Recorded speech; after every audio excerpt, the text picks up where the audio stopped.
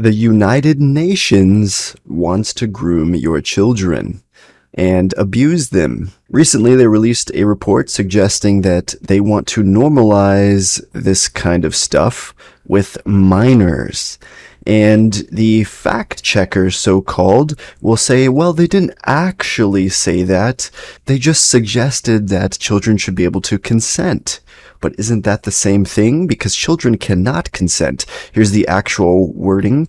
They said sexual conduct involving persons below the domestically prescribed minimum age of consent to sex may be consensual in fact, if not in law. So rightfully so, much of the internet is calling them out and pointing out their evil and their wrong. And the outrage quickly went across the internet. They're full of these things, which I agree. I mean, if you haven't seen in recent years, the past years, I mean, even maybe more, that there's definitely evidence and video evidence, witness testimony, and victim testimony from these sorts of allegations throughout different countries that the UN has visited, and they were so-called there to help, but instead did horrible things and perhaps made things worse. But let's take a look at some of the comments on this article. For several decades it has been promoted, get us out of the UN. Many people know 50 years ago that they were evil. If we had got out then, they would have collapsed without our funding because of course the United States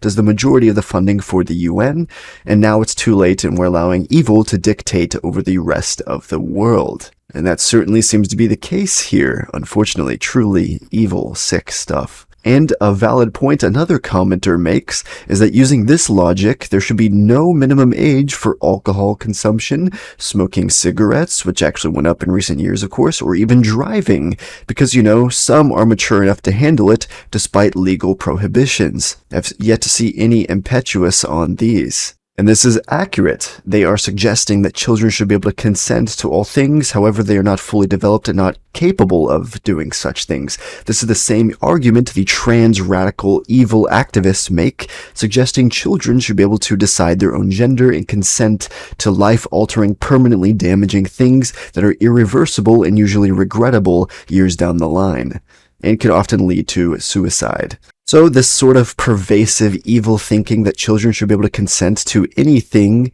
is just satanic, realistically. And let's get back to what the Bible says about these people who want to take advantage of children.